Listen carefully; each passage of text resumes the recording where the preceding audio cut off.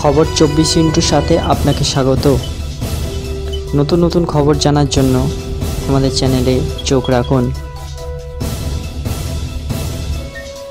ধরা যাক সময় দিয়েছিলেন 10টায়, তিনি কিন্তু এসে হাজির 15 মিনিট আগেই, পৌনে 10টায়।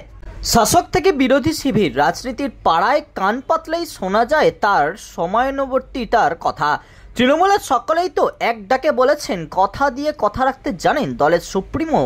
এবারও তেমনটাই করেছেন তিনি।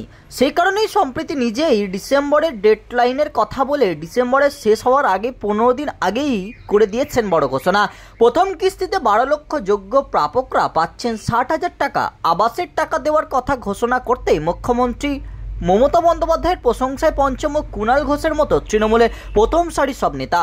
মমতার এই কথা রাখা কতটা প্রভাব ফেলবে আগামী 26 সালের বিধানসভা নির্বাচনে? আবাস দুর্নীতিতে কি জল ঢেলে দিলেন তিনি? কি বলছেন রাজনৈতিক পর্যবেক্ষকরা? কি বলছেন বিরোধীরা?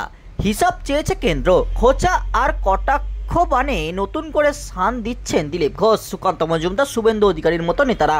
এই সব পদ্ম নেতারাই বিগত কয়েক বছরে বারবার আবাস থেকে 100 দিনের দুর্নীতি নিয়ে সরব হয়েছেন।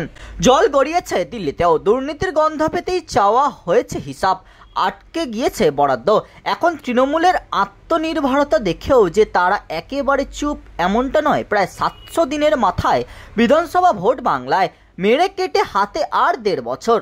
তাই ওয়েব সিরিজের মতো করে বাংলা আবাস সিরিজের টাকা কিস্তিতে কিস্তিতে উপভোক্তাদের অ্যাকাউন্টে ঢুকতে শুরু করলে যে তার ছাপ ভোট বাক্সে পড়বে তা হাড়ে হাড়ে টের পাচ্ছে সকলেই। তাই আক্রমণ থামছে না। এই যেমন বিজেপি নেতা কৌস্তব বাগচির দাবি, এটা পুরোটাই কেন্দ্র সরকারের। আসলে মানুষকে ভুল বুঝিয়ে মিথ্যাচার চালাচ্ছে তৃণমূল সরকার। তার কথায় আবাস নিয়ে যে দুর্নীতি হয়েছে তা গ্রাম বাংলার মানুষ জানে।